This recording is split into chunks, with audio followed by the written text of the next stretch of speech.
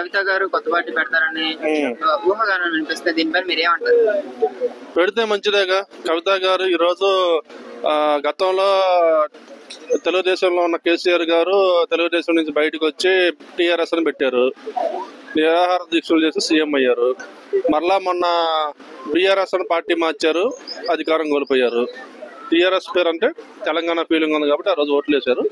ఆ టీఆర్ఎస్ తీసేసి బీఆర్ఎస్ పెట్టగానే ఆ పార్టీ ఓడిపోయి ఈరోజు కాంగ్రెస్ అధికారంలోకి వచ్చింది. అలాగే ఈరోజు కవిత గారు ఏమన్నా కుటుంబ సమస్యల వల్ల ఏమన్నా బయటకు వచ్చి కేసీఆర్ గారితో ఏమైనా విభేదాలు లేకపోతే కేటీఆర్ గారితో ఏమైనా విభేదాలు ఉన్నాయో ఆమె బయటకు వచ్చి ఈరోజు అక్కడ ఆంధ్రప్రదేశ్ లో జగన్ గారు, శర్మిలా గారు డిఫరెంట్ పార్టీలో ఉన్నారుగా ఒక ఇంట్లోనే. అలాగే కవిత గారు కూడా బయటకు వచ్చి పార్టీ పెట్టి ప్రజాసేవ చేయాలనుకుంటే వెల్కమ్, మంచిదే, ఇబ్బంది ఏం లేదు.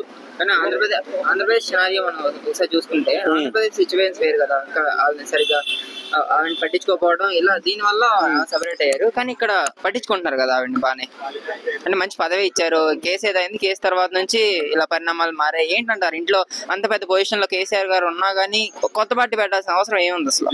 ఇప్పుడు ఇంట్లో కేటీఆర్ గారికి కవిత గారికి ఇద్దరికి సమస్థానం ఇవ్వట్లేదేమో కేసీఆర్ గారు, అందుకనే ఏమన్నా అన్నకి ఎక్కువ ప్రిఫరెన్స్ ఇస్తుందని ఏమన్నా కవిత గారు బయటకు వచ్చి కొత్త పార్టీ పెడుతున్నారేమో అనుకోవచ్చుగా. ఈరోజు అక్కడ జగన్మోహన్ రెడ్డికి, శర్మిలా గారికి ఇద్దరికి పడకే కదా మొన్న కాంగ్రెస్ లో చేరింది. మొన్న ఎలక్షన్ లో జగన్మోహన్ రెడ్డి గారికి వ్యతిరేకంగా పనిచేసింది కాబట్టి.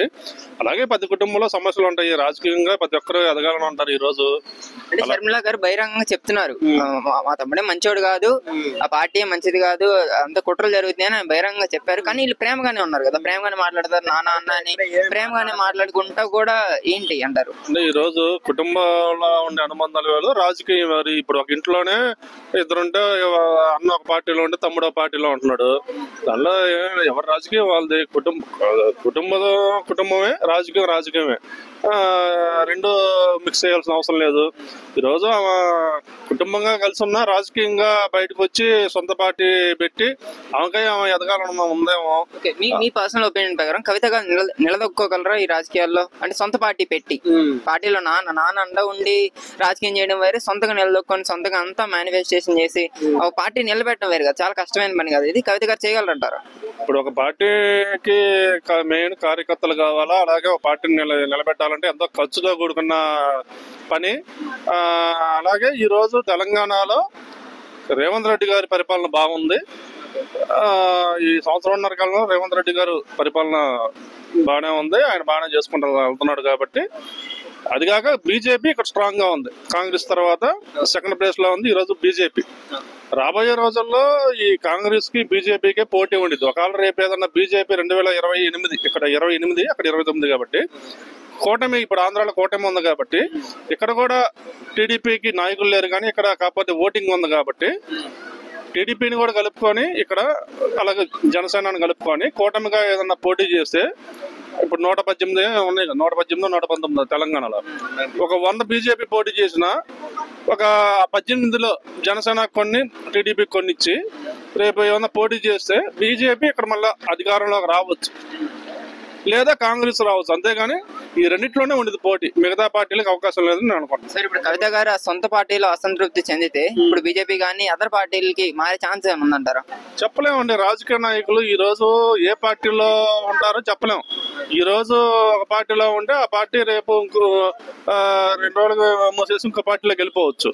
అలాగే కవిత గారు రేపు పార్టీ పెట్టినా నడపలేని పక్షంలో ఏదన్నా బీజేపీలో కానీ కాంగ్రెస్ లో కానీ విలీనం చేయించాము చెప్పలేము. ఈ రోజు రాజకీయ నాయకులు ఉదయం ఒక పార్టీలోనే సాయంత్రం ఒక పార్టీ ఉంటున్నారు.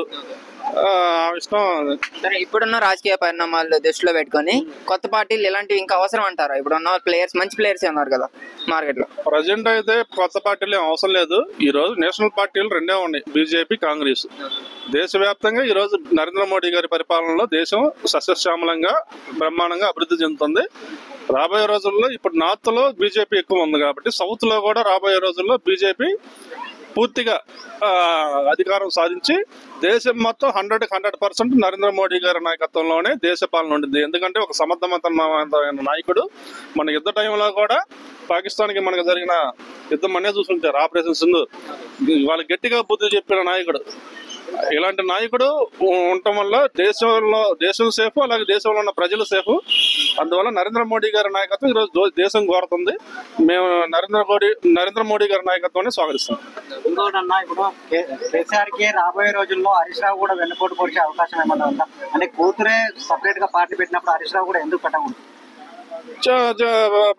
ఇప్పుడు రాజకీయాల్లో ఎవరికి వాళ్ళు మేము ఎదగాలని ఉంటారండి. ఇప్పుడు హరీష్ రావు గారు కూడా కాసుకున్నారు. ఆయన కూడా సీనియర్ లీడరు, ఎప్పటి నుంచో ఆయన కూడా ముఖ్యమంత్రి కావాలనే ఆలోచనలో ఉన్నారు. కేసీఆర్ గారి తర్వాత కేటీఆర్ గారు, హరీష్ రావు గారు ముఖ్యమంత్రి అన్న రేంజ్ లోకి పోయారు. అంటే మొన్న దాకా ప్రజలు కూడా అలా ఆలోచించారు. 100%. ఇక తెలంగాణలో రెండే రెండు పార్టీలు అండి, రేవంత్ రెడ్డి గారి పార్టీ లేదా కూటమి పార్టీ, అంతే.